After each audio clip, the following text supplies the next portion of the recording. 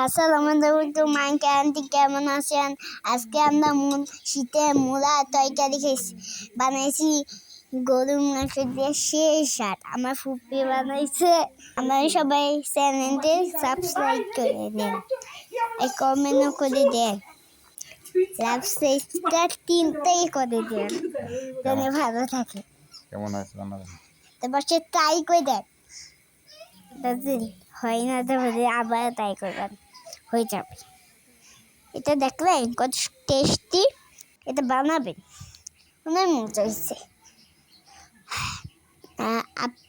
এটা তাই করতে হলে ইঁদুর দিতে হবে, তারপরে আপনি বানাতে পারেন।